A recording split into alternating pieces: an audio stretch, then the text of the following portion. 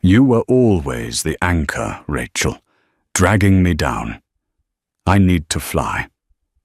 That was the last thing he said to her before signing the papers that left her with nothing but her maiden name. But they say the best revenge isn't anger. It's success so blinding that the person who broke you has to squint just to look at you. Welcome back to the channel.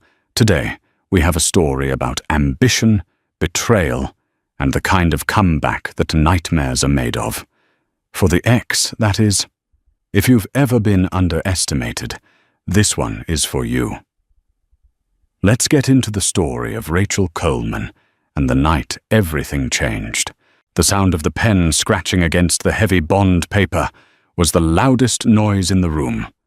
It was an aggressive, rhythmic sound. Scritch, scritch, snap, final and sharp, like a scalpel severing a limb. It echoed in the vast, sterile silence of the conference room on the 45th floor, a space designed to intimidate. Ethan Moore didn't look up as he signed the final page of the divorce settlement. His movements were precise, practiced, and devoid of hesitation.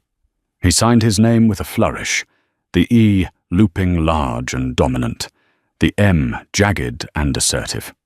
He was a man who prided himself on efficiency, on clean lines and structural integrity, and in his eyes, this marriage had become a structural liability, an inefficient asset that was bleeding equity and needed to be liquidated. Rachel Coleman sat across the mahogany table, a slab of wood so wide it felt like a canyon separated them. Her hands were folded tightly in her lap, knuckles white against her beige slacks. She wasn't crying. Ethan had expected tears. In fact, he had banked on them.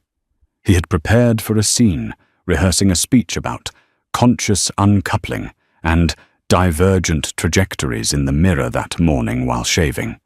He had a silk handkerchief ready in his breast pocket, a prop for the benevolent victor, comforting the hysterical loser. But her silence unnerved him. It wasn't the silence of shock. It was the silence of a vacuum, sucking the oxygen out of the room. It made the hum of the high-tech air conditioning system sound deafening, a low-frequency drone recycling the dry, cool air of the city, keeping the atmosphere preserved and lifeless. "There," Ethan said, sliding the documents across the polished surface toward his lawyer, Noah Bennett. The papers hissed as they moved. Noah, a man with a jawline sharp enough to cut glass and a conscience flexible enough to sleep soundly at night, offered a sympathetic nod that didn't quite reach his eyes. He tapped the stack of papers on the table to align them, a compulsive, tidy motion. "Rachel," Noah began, his voice smooth, like expensive whiskey poured over ice. "Per the agreement, the timeline is rigid. You have 30 days to vacate the residence. The keys to the Hamptons property have already been transferred to the trust, which, as you know, excludes you." Ethan leaned back in his leather chair, the leather creaking under his weight. He adjusted his cufflinks, platinum, a gift from his new business partner, Oliver Hayes. He finally allowed himself to look at her. Really look at her. She looked small in the oversized executive chair. She was wearing a beige cardigan that had seen better days, the wool pilling at the elbows, and slacks that were sensible, not stylish. Her hair was pulled back in a severe, messy bun, strands escaping to frame a face devoid of makeup. She looked, for all intents and purposes, like the invisible woman he needed her to be, a relic of his past, a rough draft he was discarding for the final masterpiece. "As agreed," Noah continued, flipping to page 42, "the settlement is modest, but fair given the prenuptial terms you signed 7 years ago. The jagged equity split is unfortunate, but legally binding. You receive the 2018 sedan, the contents of your personal studio, excluding any intellectual property created during the marriage, which belongs to Moore and Associates, and a lump sum of $50,000. $50,000. It was an insult. It was less than the retainer for the PR firm Ethan had just hired. But Rachel didn't flinch. She just stared at the watermark on the table. "It's for the best, Rach." "You know that," Ethan said, his tone shifting to one of patronizing kindness. He needed her to agree. He needed her to absolve him. "My firm is expanding into Asian markets. The Tokyo bid is happening next month. The travel, the galas, the international press. It's a lot. It's a velocity you've never been comfortable with. You've always preferred smaller things." "Smaller things," Rachel repeated. Her voice was low, raspy from disuse. It wasn't a question. It was an echo of the box he had put her in for 7 years. The smaller things were the nights she stayed up until 4 a.m., fixing the structural calculations on his blueprints because he was too drunk on his own hype to check the math. The smaller things were the quiet sacrifices of her own career, turning down a fellowship in Milan so she could manage his office when his first assistant quit. The smaller things were the invisible pillars holding up his entire sky. "Yes, you're a homemaker at heart, a supporter." "And that's fine," Ethan said, checking his watch, a Rolex Submariner he'd bought to celebrate his first $1 million, a million made on a project Rachel had named. "But I need a partner who understands the stakes, someone who can navigate the shark tank without bleeding. Brooke understands the stakes." Brooke Miller. The name hung in the air like toxic smoke. She was 24, an influencer with a degree in marketing, and a father who sat on the board of the city's largest bank. She was the shiny new hood ornament for Ethan's rapidly ascending vehicle of success. She was everything Rachel wasn't, loud, visible, and shallow enough to float. "She's very photogenic," Rachel said, finally looking up. Ethan bristled. "She's vital to the brand, Rachel. Perception is reality in this city. You never understood that. You wanted to focus on integrity and materials. Nobody cares about the concrete mix if the ribbon cutting isn't trending on social media." Rachel stood up slowly. The movement was graceful, deliberate. She picked up her purse, an old leather bag she'd had since college, the leather worn soft and buttery. "I understand the stakes, Ethan," Rachel said, her voice steady, surprisingly strong. "Better than you think. I understand that structures built on weak foundations always collapse, no matter how pretty the facade is. And I understand that you think you're trading up." Ethan chuckled, a condescending sound that grated against the silence. He stood as well, needing to be taller than her. "I'm not trading anything, Rachel. I'm evolving. Look, take the check. Get a nice apartment in the suburbs. Maybe take up pottery again. You were always good at that.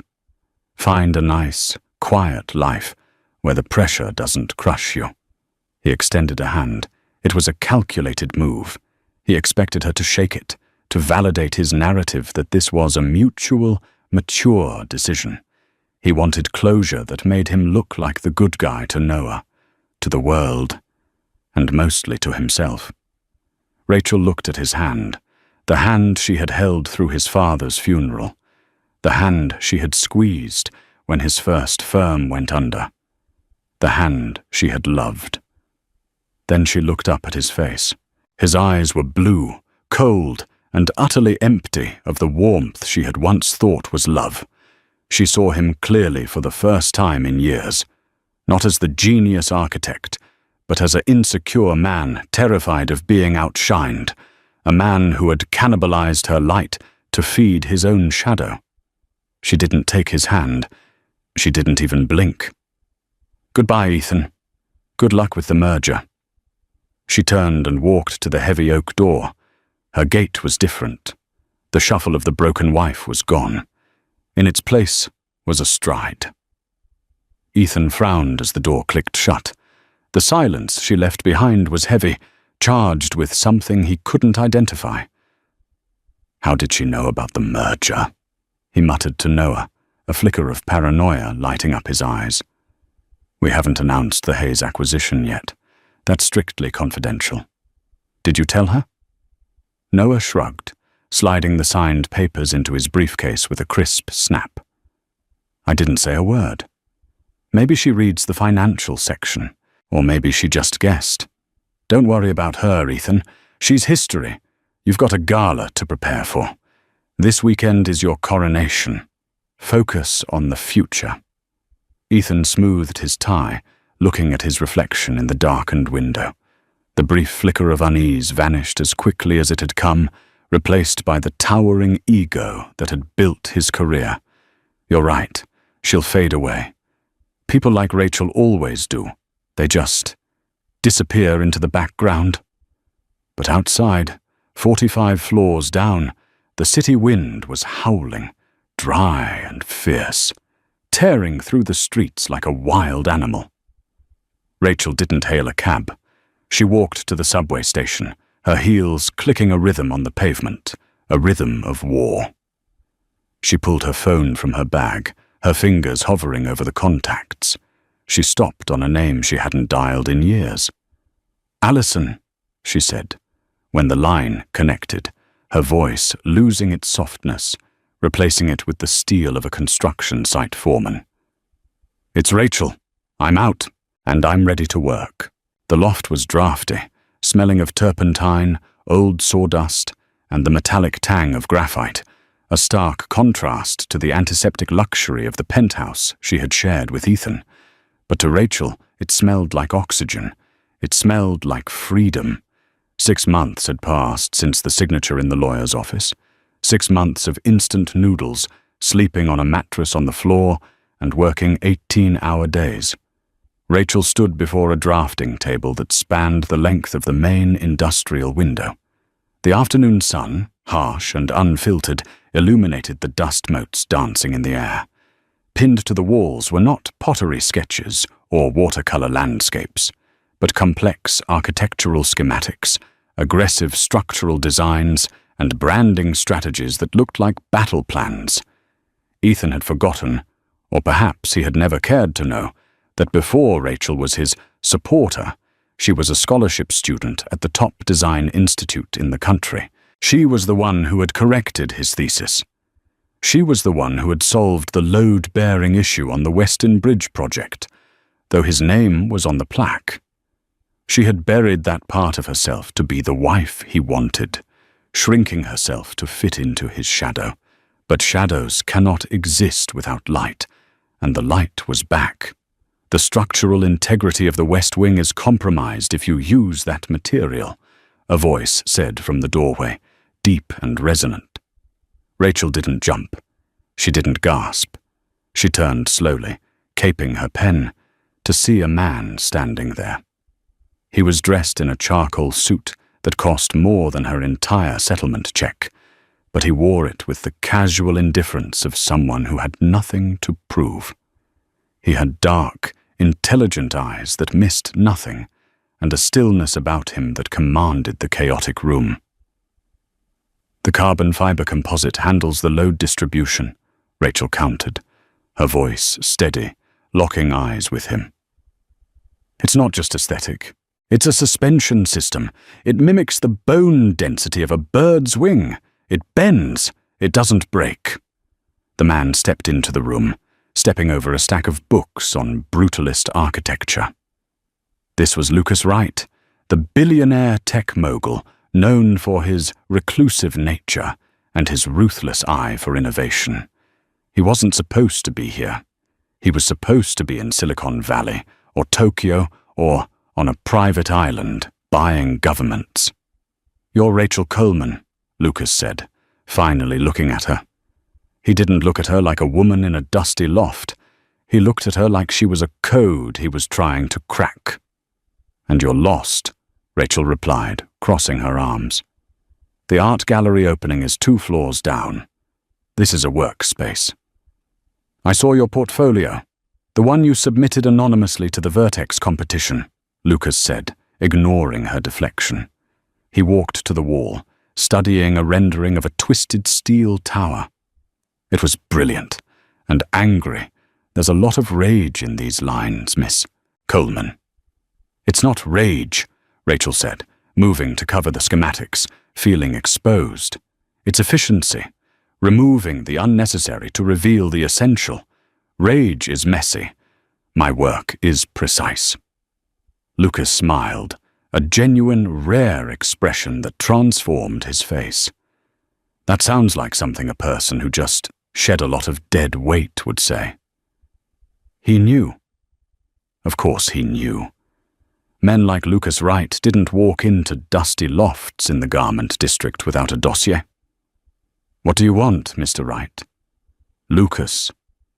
And I want to know why the ex-wife of Ethan Moore, a man whose architectural firm produces the most derivative, safe corporate boxes in the city, is hiding a genius-level talent for avant-garde structural design. Rachel felt the old shame prickle, the voice of Ethan telling her she was too much, too weird, too intense. She pushed it down. Ethan liked things. Predictable. He liked straight lines. I made him uncomfortable because I like curves and chaos. Mediocrity is always threatened by excellence, Lucas said, walking to the window and looking out at the skyline, specifically at a building Ethan had designed. I'm building something, Rachel, a legacy project, the Zenith Center. Everyone thinks I'm hiring Starlight Architects, Ethan's firm. They're the safe choice. The board wants them. They are, Rachel admitted, leaning against her table. Ethan will give you exactly what you expect. It will be under budget, on time, and completely soulless. It will look great on a brochure and feel like a tomb when you walk inside. Lucas turned back to her, the sunlight catching the sharp angle of his cheekbone. I don't want safe. I want the person who designed this. He tapped the blueprint on her table, the bird wing suspension system. I want you to be the lead consultant, but there's a catch. There's always a catch with men like you. You have to come out of hiding. The annual Architects Gala is this Saturday. Ethan will be there. The press will be there. If we do this, we announce it there. We walk in together, and we drop the bomb. Rachel's stomach tightened. The gala. It was the event Ethan had been bragging about for months, the night he planned to solidify his status as the city's golden boy with Brooke on his arm. It was the arena he ruled. He thinks I'm broken, Rachel whispered, looking at her hands that were stained with ink now, not dish soap. He thinks I'm in the suburbs making clay bowls and crying over wedding photos. Then let's prove him wrong, Lucas said, his eyes locking onto hers with an intensity that made her breath hitch. Let's show him that while he was playing checkers, you were building the board. Let's show him what happens when you underestimate the architect. Rachel looked at the work on her walls. The designs were bold, fearless, dangerous. They were her. I don't have a dress, she said, a small smile playing on her lips. Lucas pulled a black card from his pocket and placed it on the drafting table next to her X-Acto knife. Get the best one. Put it on my tab. I'll pick you up at 7. Don't be late. The grand ballroom of the Metropolitan Museum was a cavern of gold and velvet, a temple erected to wealth and ego. Chandeliers the size of small cars hung from the vaulted ceiling, casting a warm, expensive glow over the city's elite. The air smelled of expensive perfume, aged champagne, and raw ambition. Ethan Moore stood near the center of the room, the gravitational center of his own universe. He held a glass of scotch in his hand, swirling the amber liquid. He looked impeccable in a custom tuxedo, the lapels sharp enough to bleed on. Beside him, Brooke Miller shimmered in a silver sequined gown that was more skin than fabric. She was laughing at something Oliver Hayes was saying, her head thrown back, neck exposed, capturing the perfect angle for the photographers hovering nearby. You've outdone yourself, Ethan. Benjamin Scott, a potential investor worth $3 billion, said, shaking Ethan's hand firmly. The rumors are that you're locking down the right account? That would be the contract of the decade. Ethan smirked, taking a sip of his drink. The burn of the alcohol felt like victory. Let's just say, Lucas Wright and I speak the same language. Success. We expect to close the deal tonight. My team has prepared a presentation that is undeniable. He's elusive, Benjamin warned, glancing around the crowded room. Hasn't been seen in public in months. Some say he's looking for a new direction. He'll be here, Ethan assured him, his voice oozing confidence. He needs a firm with stability, a firm with a face he can trust.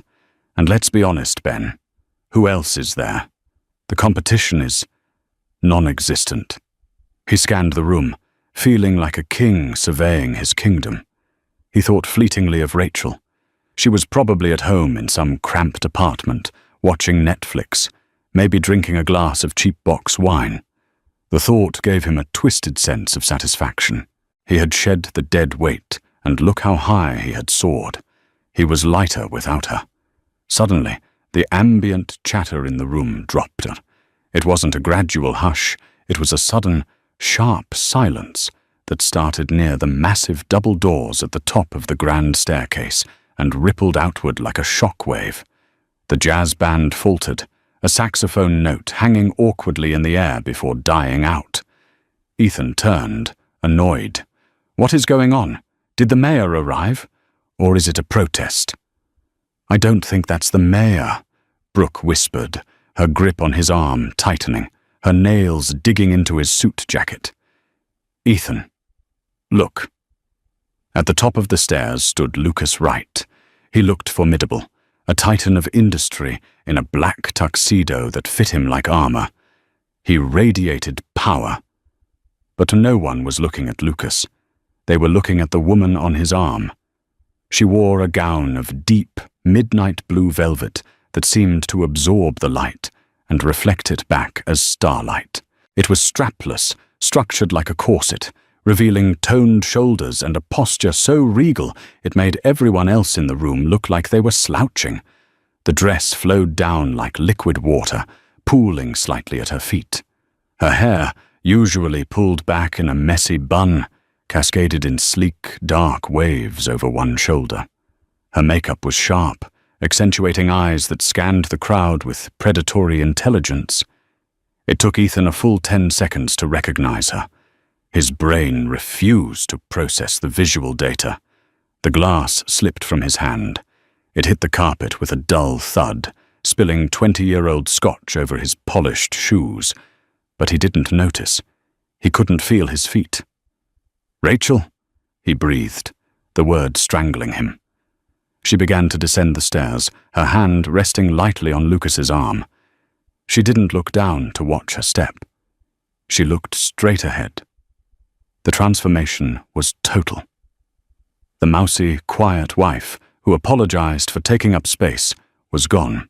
In her place was a queen who owned the space. "Who is that?" Oliver Hayes asked, his eyes wide, his mouth slightly open. "She's stunning. I didn't know Wright was seeing anyone." "That," Ethan rasped, his face draining of color, his heart hammering a panic rhythm against his ribs, "is my ex-wife." Brooke made a noise of disbelief, a choked little laugh. "The pottery girl? No way. She looks expensive. She looks dangerous." As Rachel and Lucas reached the floor, the crowd parted for them like the Red Sea. It wasn't just the billionaire's presence. It was the energy radiating off Rachel. It was a gravitational pull. She moved with a kinetic energy that Ethan recognized. It was the same energy she used to have when they were students, before he had dimmed her light. Ethan felt a surge of panic rising in his chest, a cold, clawing thing. This wasn't the script. She was supposed to be broken. She was supposed to be invisible. Why was she here? And why was she with Lucas Wright, the very man Ethan needed to secure his future. He watched as Lucas leaned in and whispered something to Rachel. She threw her head back and laughed, not a polite, stifled giggle, but a rich, confident sound that carried across the silent room. It was a laugh of genuine joy. Then she turned her head. Her eyes locked with Ethan's across the ballroom. There was no fear in them, no longing, no sadness. There was only a cool, terrifying amusement. She held his gaze for a heartbeat, measuring him, weighing him, and finding him wanting. Then she dismissed him, turning her back to greet a senator who had rushed over to shake Lucas's hand. Ethan felt sweat prickle his hairline. The air in the ballroom suddenly felt very thin, very hot. "This is a mistake," Ethan muttered, stepping forward, his instincts screaming at him to intervene, to assert control. "She's up to something. She doesn't belong here." "Ethan, don't," Brooke hissed, grabbing his arm, her eyes darting around at the watching crowd. "You'll make a scene. Everyone is watching." "I have to fix this," he snapped, shaking her off. "She's going to ruin everything." He began to push through the crowd, his heart hammering against his ribs. He didn't know what he was going to say, but he knew one thing. The woman on the stairs was a threat. And Ethan Moore destroyed threats. But as he drew closer, fighting the tide of people moving toward her, he realized with a sinking dread that he was no longer the protagonist of this story. He was just a spectator in hers. And the show was just beginning. The cocktail hour had transformed from a social gathering into a spectator sport. The magnetic field of the room had shifted entirely to the corner where Lucas Wright and Rachel Coleman held court. Waiters circled them like moths, offering hors d'oeuvres that went untouched. Ethan Moore stood 10 feet away, blocked by a wall of bodies, admirers, opportunists, and the curious elite. He watched, seething, as Rachel spoke to the head of the Urban Planning Commission. Her hands moved gracefully, sketching concepts in the air. She wasn't just standing there as arm candy. She was engaging. "Ethan," a voice grated in his ear. It was Paige Robinson, a gossip columnist for the city's most vicious tabloid. "Is it true? The mystery woman on Wright's arm is the former Mrs. Moore?" Ethan plastered on a smile that felt like cracking plaster. "Hello, Paige. Yes, that's Rachel. Though I admit, I'm as surprised as you are to see her here. It's not really her scene." Paige scribbled something on her notepad, her eyes gleaming. "She seems to have adapted quickly. Word is, Lucas hasn't let go of her arm all night. Is this a romantic revenge plot? Or did you let a diamond slip through your fingers?" "Rachel and I want different things," Ethan said tightly. "I wish her the best, obviously. But I worry she's out of her depth. Lucas Wright eats people alive." "She looks like she's doing the eating," Paige countered, nodding toward the pair. Ethan couldn't take it anymore. He excused himself and shoved past a waiter, finally breaching the inner circle. "Rachel," he said, his voice loud enough to cut through the conversation. The circle went quiet. Lucas Wright turned his gaze toward Ethan. It was like being looked at by a glamour, cold, heavy, and indifferent. Rachel turned slowly, holding her champagne flute by the stem. "Ethan," she said. Her voice was steady, lacking the tremor he was used to inducing. "You look well." We need to talk," Ethan stammered, his usual charisma evaporating under Lucas's scrutiny. "Privately." "I don't think that's necessary," Lucas interjected, his voice a low baritone. "Anything you have to say to Miss Coleman, you can say in front of me." Ethan bristled, trying to regain his footing. "This is a family matter, right?" "We aren't family, Ethan," Rachel corrected gently. "Not anymore. You made sure of that with the expedited filing. Remember?" A titter of laughter ran through the bystanders. Ethan's face flushed red. He looked at Brooke, who was hovering nervously behind him, looking small and insignificant compared to Rachel's commanding presence. "I'm just concerned, Rach." Ethan tried a different angle, the benevolent protector. "This world, it's intense. I don't want you getting hurt or used." Rachel took a step forward, closing the distance. She smelled of jasmine and ozone, a sharp, electric scent. "Used? Like I was for 7 years? When I ghost-designed your submissions for the city centre project? Or when I wrote your keynote speeches?" The silence that followed was deafening. Ethan's jaw dropped. She wasn't supposed to say that. That was their secret. The unwritten contract of their marriage. "You're drunk," Ethan hissed. "I'm sober, Ethan." She smiled, ice in her veins. "And I'm finally awake." Lucas placed a hand on the small of Rachel's back. "Mr. Moore, I think you should return to your date. We have business to discuss with Mr. Scott." Benjamin Scott, the investor Ethan had been wooing all night, stepped out from behind Lucas, nodding at Rachel. Indeed. Rachel was just explaining her theory on sustainable brutalism. "Fascinating stuff, Ethan. Why did you never tell me your wife was the vision behind your early work?" Ethan felt the ground crumble. His narrative was unraveling in real time. It was a collaborative effort." "Gentlemen," Rachel said, turning away, dismissing him completely. "Shall we get some fresh air?" As they walked away, Ethan stood frozen. He wasn't just losing face, he was losing his business credibility, and the terrifying realization hit him. Rachel wasn't just attending the gala, she was the gala. The narrative of Ethan's success had always been built on a lie. The myth of the singular genius. Later that night, in the smoking lounge, Ethan downed his third scotch. The room was dark, filled with leather chairs and the scent of expensive cigars. Oliver Hayes sat opposite him, looking unimpressed. "You have a problem, Ethan," Oliver said, cutting the end of a cigar. "She's bluffing," Ethan snapped. "She's trying to embarrass me. She doesn't have the stamina for this. Tomorrow she'll go back to being a nobody." "You aren't listening," Oliver leaned forward. "I just got off the phone with my contact at the registrar's office. Lucas Wright filed for a new corporation 3 days ago. Vertex Solutions. The primary shareholder is Wright, the CEO, Rachel Coleman." Ethan choked on his drink. "CEO? She's never run a business in her life." "Maybe not, but she ran yours, didn't she?" Oliver's eyes were hard. "I looked back at your portfolio, Ethan. The decline in quality over the last 6 months, since the separation, is statistically significant. Your designs became flat, safe."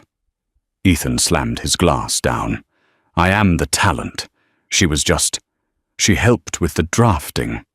"Did she?" Oliver asked, skepticism dripping from his tone. "Because Benjamin Scott just pulled his verbal commitment to your firm. He's scheduling a meeting with Vertex on Monday." Ethan felt a cold sweat break out on his back. He remembered the nights during their marriage. He would come home exhausted, complaining about a design block. Rachel would make him tea, sit him down, and then gently, quietly, sketch on a napkin. "What if you moved the cantilever here?" she would ask. "What if you opened the atrium to the north light?" He had taken those napkins, he had turned them into award-winning buildings, and he had convinced himself that because he held the pen for the final draft, the ideas were his. He had convinced her of it too, or so he thought. "Why did you leave her, really?" Oliver asked. "If she was the golden goose?" "She was dragging me down." Ethan repeated the mantra he had told himself 1,000 times. "She was too cautious. She didn't like the spotlight. I needed someone who looked the part." "Well," Oliver stood up, brushing ash from his lapel. "She looks the part now, and she's coming for your throat. If you want to survive this, you better stop treating her like an ex-wife and start treating her like a competitor. A dangerous one." Ethan sat alone in the gloom. He pulled out his phone and scrolled through his photos until he found an old one. Rachel, wearing paint-splattered overalls, smiling shyly at the camera in their first apartment. She looked so harmless. "You want a war, Rachel?" he whispered to the screen. "Fine, I'll burn you down."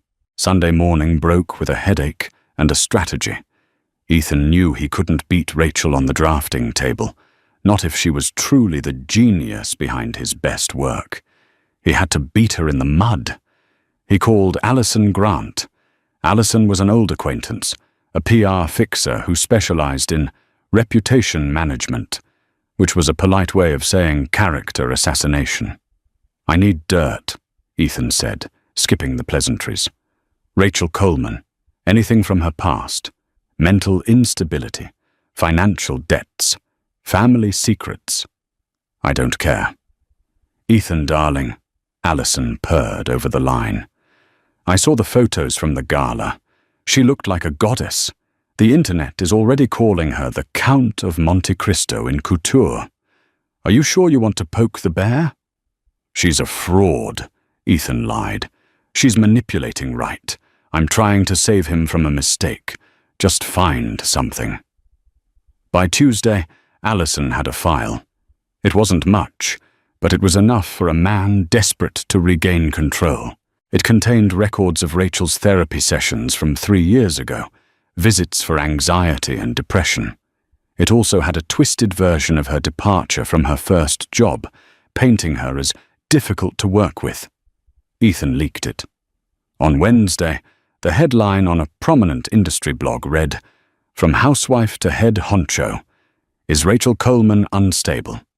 Sources say Wright's new CEO has a history of mental volatility." Ethan sat in his office, waiting for the fallout. He expected Vertex to panic. He expected Lucas to distance himself to protect his stock price. He expected Rachel to crumble, to hide, to cry. Instead, his receptionist buzzed him. "Mr. Moore, turn on the TV. Channel 5. Ethan grabbed the remote. There was Rachel, sitting in a bright studio for a live interview. She wore a sharp white suit, looking calm and collected. "The rumors?" the interviewer asked. "The leaked medical records suggesting you struggled with depression?" Ethan leaned forward, smiling. "Here it comes. The denial. The breakdown." Rachel looked directly into the camera. "They aren't rumors. They are true." Ethan's smile faltered. 3 years ago, I was in a marriage where I was constantly told I wasn't enough. Rachel continued, her voice resonating with power. I was minimized, gaslit, and professionally stifled. Yes, I suffered from depression. I went to therapy. I rebuilt myself. That isn't a weakness, Jim. It's a qualification. It means I know how to survive a collapse and build something stronger from the rubble. That is exactly what I do with buildings, and it's what I do with business. The interviewer looked stunned, then impressed. So you're saying your past makes you a better CEO? I'm saying that a woman who has walked through hell and come out holding the map is not someone you want to bet against. Ethan watched as the live feed comments rolled in on the side of the screen. Queen. Legend. I'd hire her. Who is the ex? He sounds like a monster. Then Rachel dropped the hammer. And regarding the claims that I was difficult to work with, I'm releasing my original sketches for the Skyline project and the Omni Tower today. The metadata proves they were created on my personal server 2 years before my ex-husband's firm claimed credit for them. Ethan scrambled for his phone, his hands shaking. The Omni Tower was his flagship project. It was the reason he was on the cover of Architectural Digest. I never wanted credit, Rachel said on screen, her eyes piercing through the pixels. I just wanted to be heard. But if my competence is being questioned, I will bring the receipts. Ethan's phone began to ring. It was Oliver Hayes, then Benjamin Scott, then the board of directors of his own firm. The sabotage hadn't just failed, it had backfired with the force of a nuclear detonation. Ethan Moore hadn't dug Rachel's grave. He had just handed her a shovel to bury him. By Friday, the atmosphere in the city's financial district was electric, vibrating with a tension that seemed to hum through the steel and glass canyons. The leak of the sketches had caused a scandal that went far beyond the tawdry speculation of gossip columns. It had metastasized into a crisis of intellectual property and corporate fraud. Ethan's firm, Starlight Architects, once the unassailable titan of the skyline, was hemorrhaging clients faster than a severed artery. Phones rang unanswered in his office, and the inbox that used to overflow with gala invitations was now clogged with legal notices and contract terminations. But the final nail in the coffin was yet to be driven. The meeting was set for 10 a.m. in the boardroom of the Zenith Tower, Lucas Wright's territory. It was ostensibly to discuss the final bid for the new city stadium, a project worth billions that would redefine the city's waterfront. Ethan had been invited, a courtesy extended by the city council due to his firm's incumbency.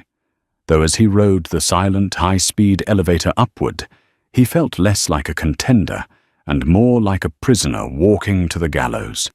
He adjusted his tie in the mirrored reflection of the elevator doors. His face looked gaunt, the stress of the last week carving deep lines around his mouth. He had spent the night rehearsing his pitch, trying to convince himself that his charm could still bend reality to his will.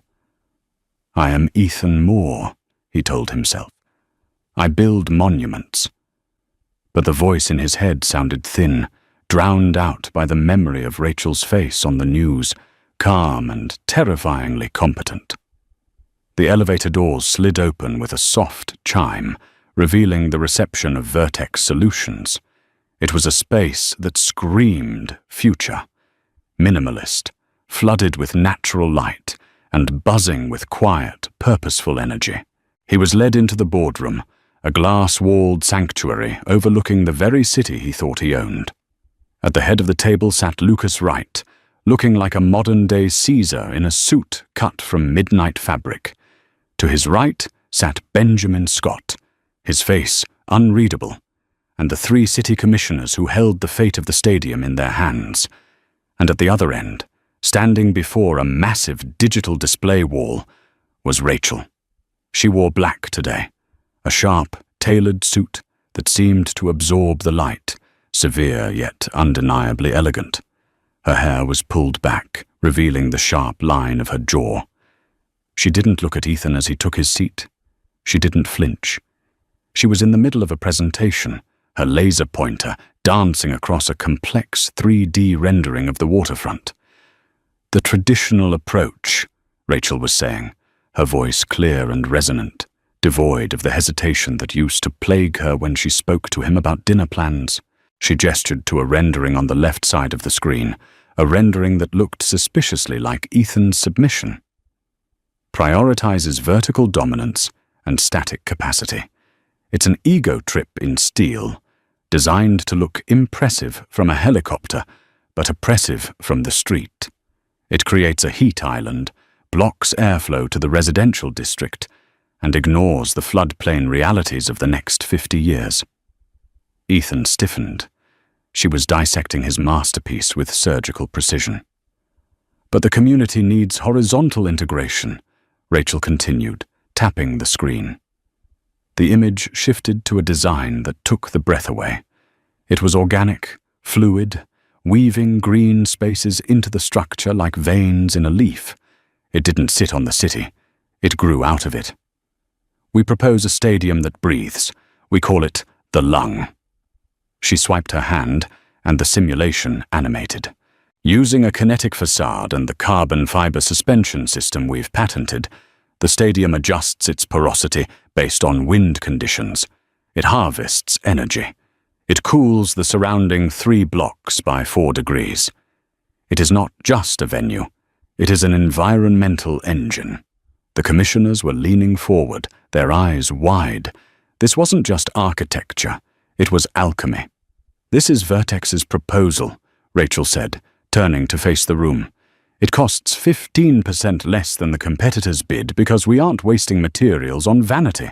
We are spending on efficiency." The silence that followed was heavy. Commissioner Vance, a stern woman known for her skepticism, turned slowly to Ethan. "Mr. Moore, your proposal was significantly more expensive. And during our preliminary review, you assured us that the static mass was necessary for structural integrity. Vertex seems to have solved that load-bearing issue with half the steel. Can you explain the discrepancy?"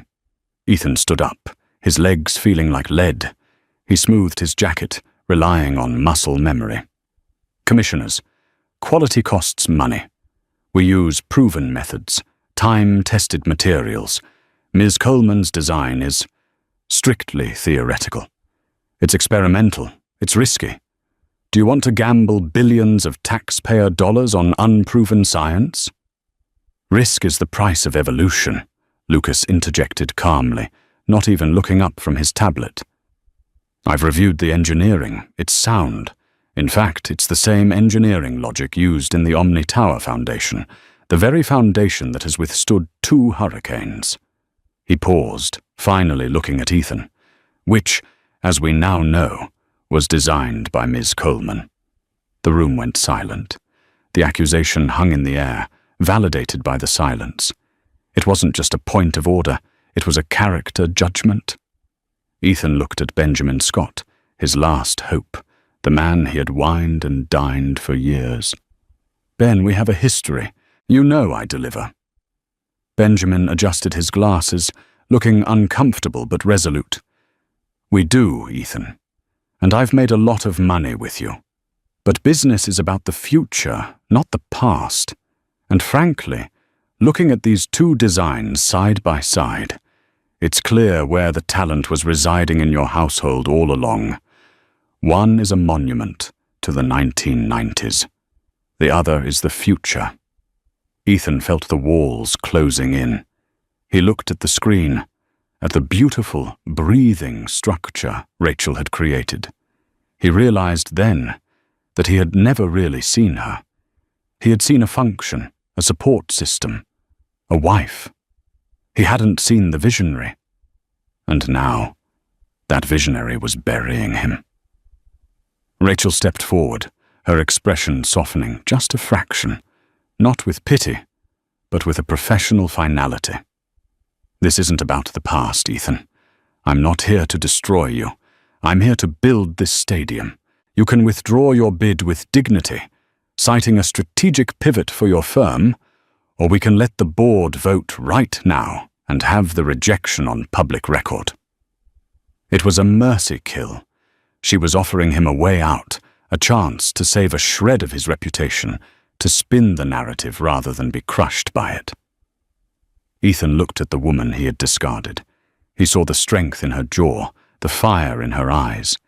He realized that the ambition he had worshipped, the hunger for status, for the corner office, for the applause, was hollow compared to the ambition of creation that she possessed. He was a salesman. She was an architect. Ethan's voice cracked. He cleared his throat, trying to salvage the remnants of his pride. He looked at the faces around the table. They were looking at him with pity. Pity was worse than hate. Pity was the end of a career. "Starlight Architects withdraws its bid," Ethan whispered, the words tasting like ash. He sat down. A man collapsed in upon himself. Rachel nodded once, acknowledging the surrender, and turned back to the screen as if he were no longer in the room. "Now," she said, her voice picking up the energy, "let's discuss the sustainability protocols for the kinetic roof." She didn't gloat. She didn't smile. She just went back to work. The meeting adjourned an hour later. The deal was signed. Vertex Solutions had the contract. Ethan lingered in the lobby of the Zenith Tower. He told himself he was waiting for his driver, but he knew he was waiting for her. He needed one last moment, one final attempt to understand what had happened. Rachel exited the elevators alone. Lucas had given her space. a silent act of trust. She saw Ethan standing by the revolving doors. She didn't slow down, but she didn't avoid him. "You won," Ethan said as she approached. "It wasn't a game, Ethan," Rachel replied, stopping. "That was the problem. For you, everything was a scoreboard. For me, it was my life." "I made you," Ethan said, the words bitter and desperate. "I gave you the connections, the lifestyle." "You hid me," Rachel corrected, her voice soft but unyielding. "You put me in a glass box and told me it was a castle. You convinced me that my light would blind people, so I had to dim it. But the only person it blinded was you." Ethan stepped closer, his eyes searching hers for a trace of the woman who used to make him coffee and listen to his rants. "I miss you, Rach. The money, the fame. It's lonely. Brooke left me this morning, by the way. Said I was bad for her brand." Rachel let out a short, dry laugh. "I'm sorry, Ethan, but I can't fix you. I spent 7 years trying. You have to fix yourself." "Give me another chance," Ethan pleaded. "We were a team. We can be a power couple. Imagine what we could do now that I know what you're capable of." Rachel looked at him with a profound sadness. It was the look one gives to a child who has broken a toy they were told to be careful with. "I'm a power couple," Rachel said, gesturing to herself. "Me and the woman I fought to become. I don't need you to complete the picture anymore." A sleek black car pulled up to the curb. The window rolled down, and Lucas nodded to her. Not possessive, just present. "Goodbye, Ethan," Rachel said. She walked out the door into the bright, harsh sunlight of the city. She didn't look back. Ethan watched her go. He saw his reflection in the glass of the revolving door. He looked older, smaller. For the first time in his life, he was truly alone. The opening of the Zenith Stadium was not just an event. It was a coronation for the city itself. The structure rose from the waterfront like a living thing, a weave of steel and glass and vertical gardens that seemed to defy gravity. As the sun began to set, the kinetic facade shifted, rippling like scales in the evening breeze, capturing the dying light and scattering it in a kaleidoscope of amber and gold across the bay. 50,000 people filled the stands, the roar of the crowd vibrating through the concrete. But up on the VIP terrace, the air was cool and smelled of expensive champagne and victory. Rachel Coleman stood at the edge of the balcony, overlooking the masterpiece she had birthed from a sketch on a napkin. She wore a gown of white silk that moved with the wind, making her look like an extension of the building itself. She held a glass of sparkling water, the condensation cool against her fingertips. She didn't need the alcohol. The adrenaline of the moment, the sheer reality of the steel and stone, was the most potent intoxicant she had ever known. "It turned out well," Lucas said, coming up beside her. He leaned his elbows on the railing, looking out not at the crowd, but at the structure itself. "It turned out perfect," Rachel corrected him, a smile touching her lips. "Better than the simulations. Look at how the wind funnels through the north quadrant. The passive cooling is working at 98% efficiency." Lucas chuckled, shaking his head. "Only you would be analyzing the HVAC efficiency, while 50,000 people are screaming your name." "Someone has to mind the details," she said, turning to him. They had built a company together, Vertex Solutions, which now employed 300 people and had contracts in Tokyo, London, and Dubai. But more importantly, they had built a partnership. They hadn't rushed into a romance. They were too smart, too wounded by their pasts for that. They had built a foundation first, based on respect, intellectual challenge, and absolute honesty. The romance had followed, slow and steady, like the rising of a skyscraper, grounded in something real. "Did you see the guest list?" Lucas asked, his voice lowering. "I saw it," Rachel said, her gaze drifting to the general admission gates far below. Ethan Moore was down there. He wasn't in the VIP box. He wasn't even in the club seating. He was somewhere in the sea of faces, a spectator in the world he used to think he ruled. Starlight Architects had dissolved 6 months ago, crushed under the weight of the scandal and the exodus of talent. Ethan was consulting now, working for a mid-tier firm in the suburbs that specialized in strip malls and office parks. Rumor had it, he was actually drawing his own designs again. They weren't brilliant. They were functional, safe, and entirely forgettable, but they were his. In a way, his fall had been the most honest thing that had ever happened to him. "Do you want to go say hello?" Lucas asked, watching her carefully. "We could have security bring him up." Rachel looked down at the masses, trying to find a familiar face, but saw only a blur of humanity. She felt for the old pang of anger, the resentment, the need for validation, but there was nothing. Just a quiet, spacious peace. "No," she said softly. "I have nothing left to say to the past. I'm too busy looking at the view."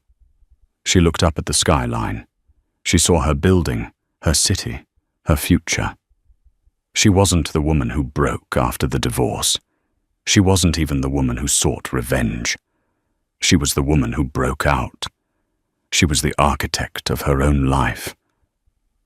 She reached out and took Lucas's hand. His grip was warm and solid, an anchor that didn't hold her down but gave her a place to launch from. "Ready for the keynote?" he asked. "The mayor is about to introduce you." "Always," Rachel said. She turned away from the railing, the wind catching her hair.